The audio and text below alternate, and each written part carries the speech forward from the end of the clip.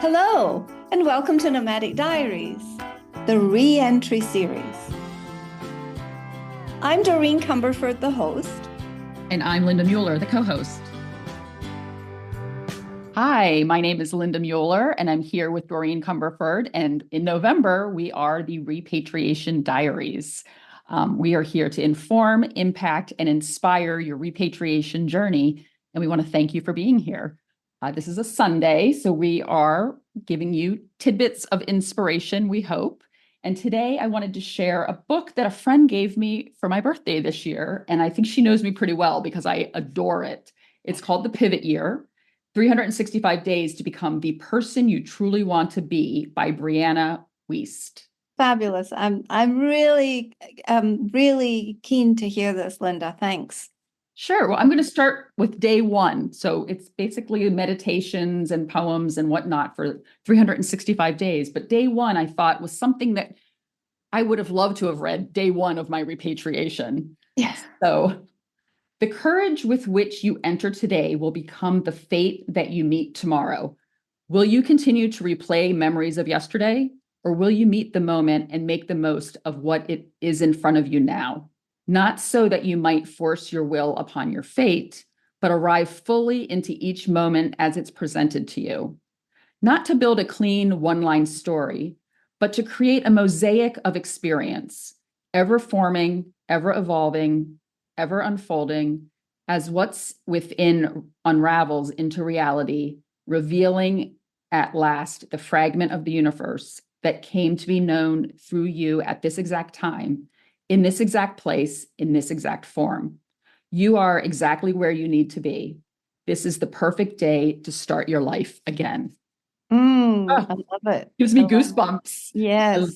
I really love it. Yeah. And I can remember looking back at, there was two things about that really hit me. And one is, will you continue to replay the memories of yesterday? Sounds like a song. Yeah. Have you ever done that? I definitely have. And I think I've gotten better over time at, what's the right word? Sort of packaging them up and being able to think about the memories with joy and not with anger or regret or other negative emotions that sometimes pop up during repatriation. Yeah, like the Schadenfreude, isn't that the word for that sense of nostalgia and longing and that bittersweet experience of looking backwards?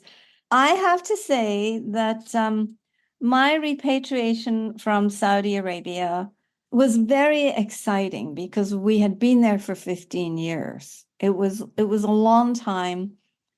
And if we were ever going to move, we really had to move then.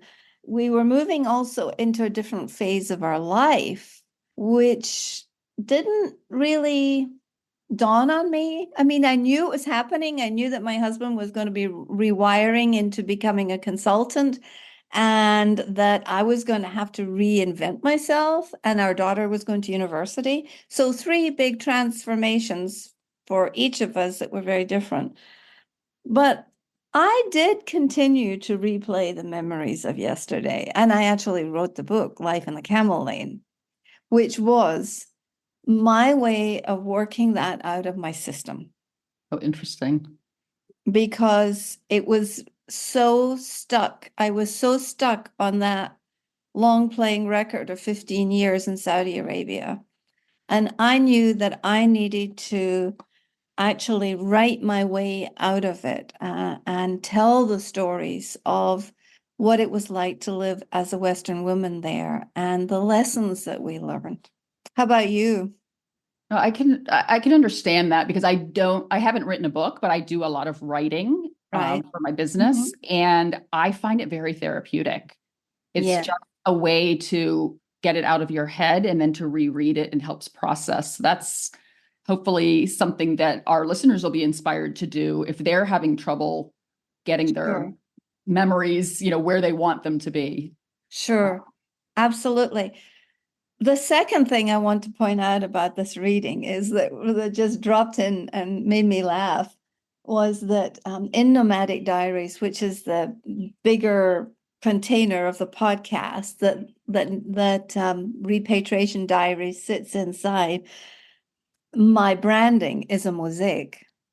Oh, interesting. It's an airplane, but if you look on most of the things that I try to do on LinkedIn or Facebook, there is a mosaic, and that mosaic is at the bottom of the book, and it will be at the bottom of the next book, because I think that we're all a kind of mosaic. We bring bits of relationships and careers and all these things, and they're all stuck together. And sometimes it looks messy, but most of the time it forms a beautiful pattern if we can just step back and look at it clearly.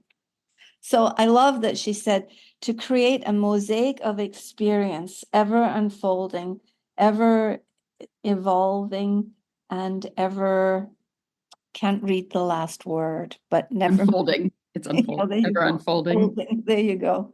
That was really sweet. Can you give us her name and everything one more time, and the name of the book, please? Sure. The book is called The Pivot Year, and her Mhm. name is Brianna Weist, Wiest. She's written several books. One thing that really jumped out at me as I was reading this passage, as well as thumbing through the rest of the book and looking at other ones, is just that I actually had kind of an aha moment during one of my periods abroad. It was the third time that I'd gone to study abroad. Mm-hmm. And prior to that, growing up, I knew a lot of people that had lived overseas, as we call it in the US. Mm-hmm. They went once for their honeymoon or a study abroad, and they never went abroad again. And I had that in my head that was normal. But it was during this third repatriation as a student that I realized that my journey, like I have a global soul, and that I will continue to seek these opportunities. Yes. And Yeah. that was a pivot, getting to the title of the book. That was a big pivot in my life because I learned to travel differently. I learned to really immerse myself and just experience where I was, whether it was back in my passport country or abroad.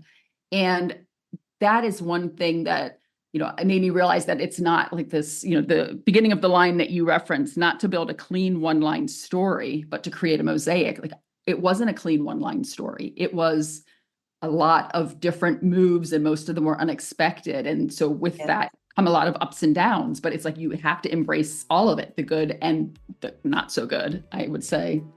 So I think she has a way with words, and I can't wait to keep reading the other inspirational passages she has. Thank you so much for sharing that with us, because it feels to me like this is a wonderful resource, and I hope it can be useful for our listeners. Yes, well, we'll put the details in the show notes, and I hope that you will all join us again tomorrow when we bring up another topic, perhaps a speaker. Doreen, anything you wanted to add? Not really, except that the reason that we are here is to inform, impact, and inspire your repatriation, to make it a highlight and a very practical and beautiful experience. Thanks for being here. Please ask any questions that you have, and we will follow up with you. Chime in. This was great, Linda. Thank you so much for such a lovely offering on the subject of inspiration. My pleasure. Thanks. Bye-bye, everyone. Bye. Sayonara, and hasta luego.